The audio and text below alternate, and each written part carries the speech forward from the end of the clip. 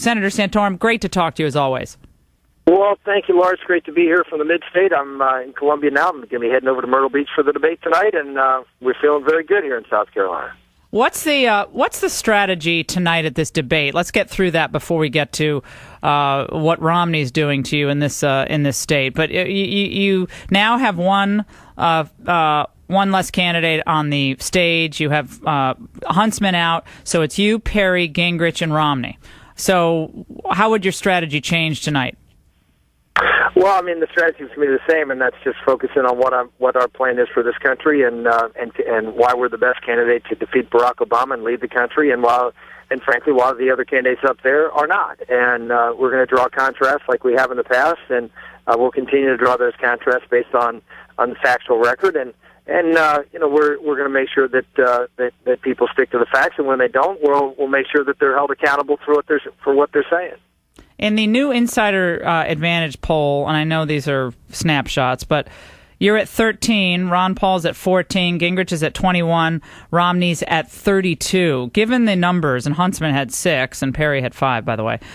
Given these numbers, Senator, at some point, do you have this conversation with a Perry and a Gingrich about this alliance that I floated a couple of weeks ago, and I guess people dismissed me and said it was an interesting idea, but it's not something that anyone's going to sign on to. But when you look at these numbers, and they're replicated in other polls, I mean, to take down Romney, you're going to need strength in numbers, aren't you? Well, eventually the field's going to consolidate. I mean, you're seeing this with Governor Huntsman dropping out, and my guess is one or more candidates will drop out after South Carolina, or maybe even before. I don't know, but I think it's important to understand that we've had 2 elections so far.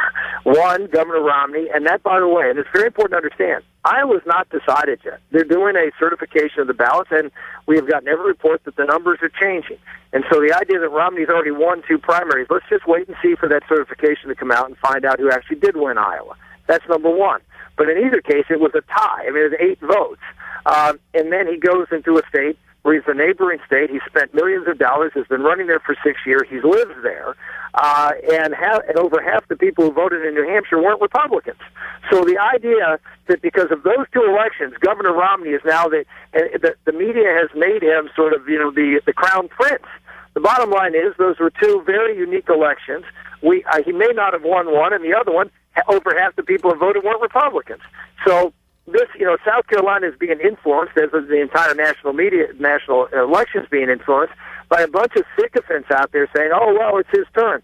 This is the establishment Republicans trying to tell the people of South Carolina and the people of this country that who they have to vote for, that they have to settle for something less than what America needs to solve the problem, because they're comfortable with Mitt Romney. They're comfortable with someone that they know isn't going to really change things in Washington, D.C. that much.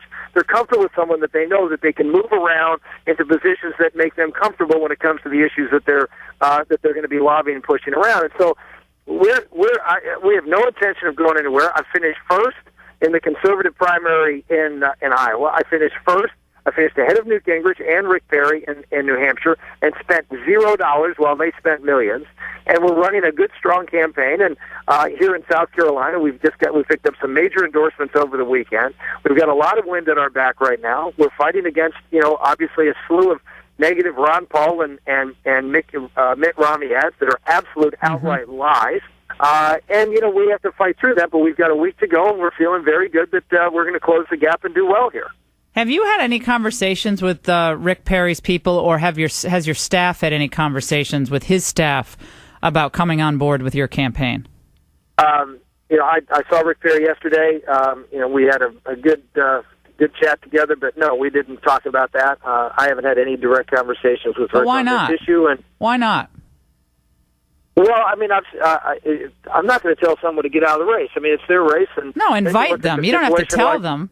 But just invite him over. You don't have to tell him. Just say, "Would love your support, and would love would love your any money that you have, and would love your." Yeah, Rick Perry sees what's going on. I mean, he finished fifth in Iowa. He finished, sixth in New Hampshire, way back in both cases, and he's sitting in low single digits here in South Carolina. And Rick Perry knows the situation. I mean, he's someone who's, I'm sure, analyzing it. He'll make the decision which he believes is right for himself and the cause and the country. And I trust him. He'll do what he thinks is in the best interest of all those things. You referred to the attack ad on you, the Mitt Romney super PAC that his claim to fame had been buzzsawing Newt Gingrich in Iowa, and now you're in the you're in the line of sawing right now. Let's listen to part of it. I shortened it down a little bit. Let's listen. Barack Obama knows 4 facts about Rick Santorum that you don't. Santorum pushed for billions in wasteful pork, voting for the bridge to nowhere, a teapot museum, even an indoor rainforest. So how will Santorum beat Obama? Obama knows he can't. What's your reaction? You also said you want to give the votes to felons and so forth, which I know factually is not true. Yeah, factually, I had a press conference this morning, and it's just factually incorrect. They said I want to give votes to felons while they're in prison. I mean, they have someone in an orange jumpsuit, which is factually incorrect. I voted for something that is the law, by the way, in 48 states now. It wasn't in all those 48 states. It was in, I think, 30-some states at the time I voted for this, which says once a felon has served his term, serves probation, parole, has completely served his sentence, that he can be eligible to be reinstated on the voting rolls, which is the law, by the way, in South Carolina. The interesting thing is Governor Romney's attacking me, where the law in Massachusetts, when he was governor, said they could vote while they were on probation and parole, and he did nothing to change it. So, I mean, this is the kind of first off, outright lies and then hypocrisy that Governor Romney is engaged in, not just with Newt Gingrich now, but with anybody who stands in his way. And this is, you can get away with it. Obviously, if you've got millions of dollars to spend and you go out there and lie, and people don't hold you accountable, well, we are. And let me assure you that everybody else in this race is going to start to do the same. On the earmarks thing, the projects he mentions were never funded. And they were in a larger bill, of which there were a whole host of other things in this bill. And the idea that I was advocating for these things is absolutely absurd. And he knows it. This is a man who repeatedly said when he was governor of Massachusetts that he wanted earmarks, that he would take all the money that the federal government could give him, and he went out and tried to get more of that money as much as he could. So again, absolute hypocrisy. This is a guy who wanted earmarks, sought earmarks, lobbied for earmarks, and now because they can point to a few votes where there were some crazy projects in the midst of billions of dollars of spending, by the way, which never occurred. Those projects were never funded.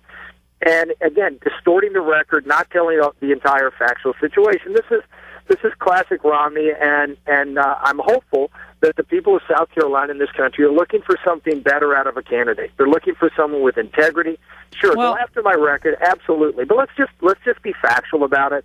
If your hands are dirty, which they are clearly in the case of Governor Romney in both these situations, then don't go out and make these kinds of factual assertions when they're not factual and when your record is worse than mine.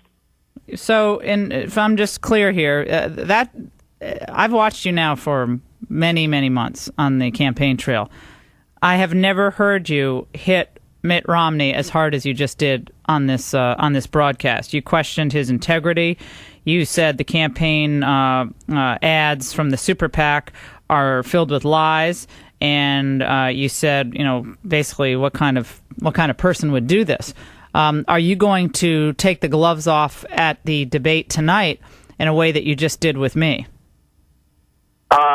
Laura, you know me well enough to know that when I believe that when injustice has been done, that I stand up against that injustice, and that has been the case here, and it's been the case repeatedly throughout this campaign. That Mitt Romney has not been truthful. Is he a liar? Public about his record. I mean, you said the lie. You said they're filled with lies. He knows what's in the ad, so is he a liar? Liar means has he perpetrated lies? Yes, he has.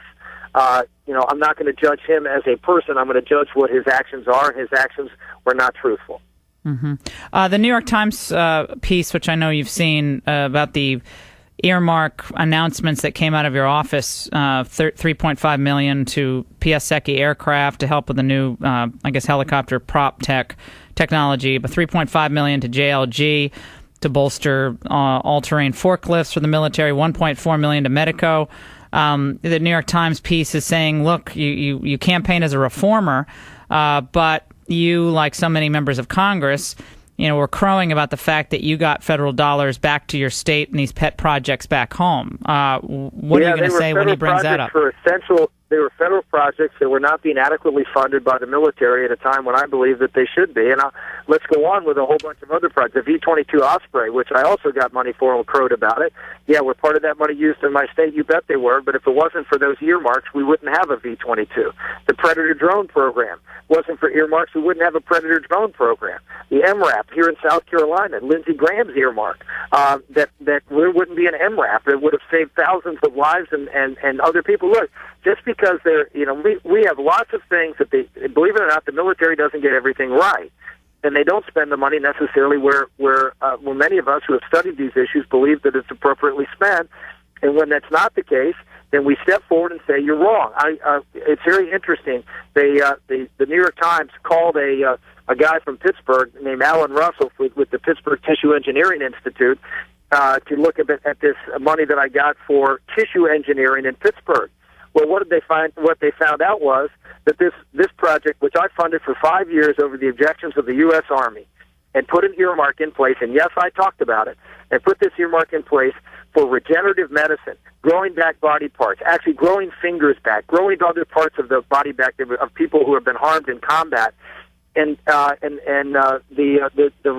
what is it called? The News Hour with Jim Laird just 2 weeks ago spent 20 minutes talking about how transformational this program was, how it's helping people in the military. The Army now celebrates as one of their best programs, and if I hadn't put that money in an earmark and, yes, celebrated it back home, that program wouldn't exist today. So, yeah, I'll stand up and say that President Bush or President Obama doesn't have all the answers, and that members of Congress actually step forward and put things in bills that are necessary and right, and I'll stand by those things that I did. Are there any of the earmarks that you pushed over the course of your Senate career? Are any of them ones that you now regret, or most of them you're proud of having lobbied for? We scrubbed every single earmark beyond what we possibly any other standard. These are things, if we're going to spend federal dollars, and by the way, this money was going to be spent, and so it's a matter of how it is spent. It's not that I voted for. In fact, I voted against any increases in the overall level of spending. But with respect to the spending that was going to occur, you bet I had fights with the departments as to where that money should go if I thought that money was going to be wasted and that there were better projects and better things that could have been funded, whether in my state or someplace else. And a lot of these things were not even in my state. These were things that I thought were appropriate to be spent. And, of course, if you look at the Constitution, that's exactly what members of Congress are supposed to do, which is allocate and authorize and appropriate funds. So tonight, I'm sure Romney will bring that up. So a pithy across the face return on that would be great to hear. But I think, look, these military projects, I think you are right. The money is going to go somewhere, and I know the Tea Party people are screaming at me saying this, but the money is going to go somewhere. The key is, Laura, I voted for lower spending. The key is that I voted to reform entitlements. I was trying to decrease money, but folks, we're going to spend money. The federal government we're not going to get rid of the entire federal government. We should do it in a way that's accountable, and I was accountable. I was willing to go out there and say, this is where I believe this money should be spent. Rick, do you think... did it in a way that was responsible, and I'm proud of it. We're totally out of time, but Senator, do you think Romney has to release his tax returns, and why isn't he? Well, that's a very good question. I don't know why he isn't releasing his tax returns. I think he should. I think it's appropriate if you're going to run for federal office that you let folks know, particularly someone with the enormity of wealth and him going out there talking about how he has all this experience, how he's done all these things, and he understands how the economy. Well, let's see how he managed his own economy. Well, we'll see. Perhaps that'll come up tonight at the debate as well. Rick Santorum will be watching closely. Best of luck out there, sir. Thank you very much, Laura.